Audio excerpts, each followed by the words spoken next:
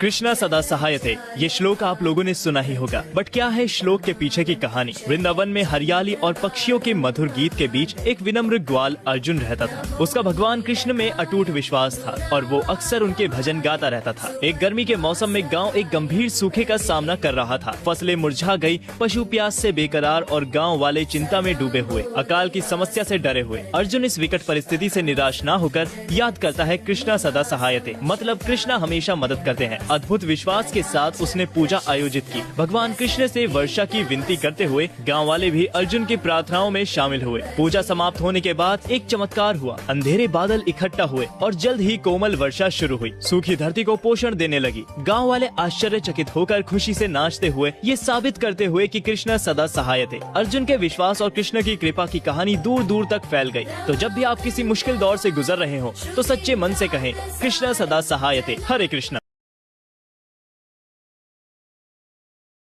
एक युवक एक घातक बीमारी से मर रहा था। उसके जीने के बस कुछ ही दिन बचे थे। उसने अपने पिता से कहा कि वह उसे पहाड़ों में ले जाएं, जहां वह आखिरी बार सूरज को उगता हुआ देखना चाहता था। वे पूरी रात चलते रहे और सूर्योदय से पहले शिखर तक पहुंच गए। वे चुपचाप इंतजार करते रहे, आसमान के रंग बदलते देखते रहे। युवक को आनंद और शांति का एक झोंका महसूस हुआ। उसने मुस्कुराते हुए अपने पिता से कहा, धन्यवाद इस उपहार के लिए। मैंने एक अच्छा जीवन जिया है, मुझे मरने से डर नहीं लगता। पिता ने अपने बेटे को गले लगाया और कहा, तुम मेरा उपहार हो। तुमने मुझे जीना सिखाया है। मुझे तुम पर गर्व है। वे साथ में सूरज उगता देखते रहे और युवक ने हमेशा के लिए अपनी आंखें बंद कर लीं। कहानी की शिक्षा, जीवन अनमोल और क्षणभंगुर है। हमें हर पल का आनंद लेना चाहिए और अपने पास जो है उसके लिए आभारी होना चाहिए। मृत्यु अनिवार्य और प्राकृतिक है। हमें इसका सामना साहस और गरिमा के साथ करना चाहिए। एक कौवा अपनी सुस्त काली पंखों से असंतुष्ट था। उसकी इच्छा थी कि वह मोर की तरह सुंदर और रंगीन हो सके। उसने मोर की लंबी पूंछ और चमकदार पंखों की प्रशंसा की। एक दिन उसने जमीन पर कुछ मोर के पंख पाए। उसने उन्हें उठाकर अपने पंखों के बीच में डाल दिए। उसे लगा कि अब वह मोर की तरह दिखता है। उसने मोर के पास जाकर उम्मीद की कि वे उसे अपना दोस्त मानेंगे, लेकिन मोर ने उसे कौवा पहचाना और उसे दूर भगा दिया। उन्हें यह गुस्सा आया कि उसने उनके पंख चुराए थे।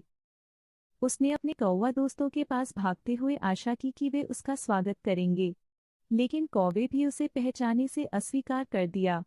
कौवा यह अफसोस था कि उसने किसी और की तरह बनने की कोशिश की थी। कौवा ने अपनी गलती समझी। उसने मोर के पंख बाहर निकाल दिए और उन्हें फेंक दिया। कहानी की शिक्षा, अपनी पहचान को समझें और दूसरों की नकल करने से बचें। एक कछुआ पेड़ के नीचे आराम कर रहा था, जिस पर एक चिड़िया ने अपना घोंसला बना रखा था। कछुआ चिड़िया से बोला, तुम्हारा घर टूटी टहनियों से बना है, इसकी कोई छत नहीं है। इससे भी बुरी बात यह है कि आपको इसे स्वयं बनाना पड़ा।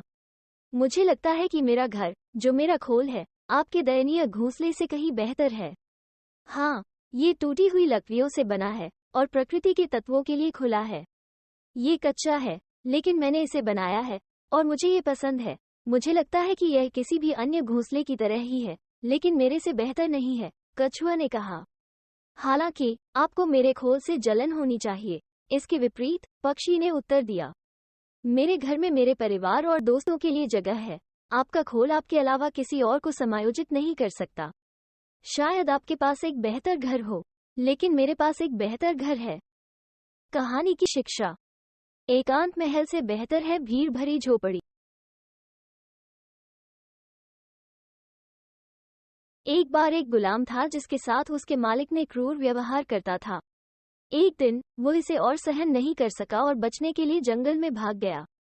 वहां उसे एक शेर मिला जो अपने पंजे में कांटे की वजह से चल नहीं पा रहा था।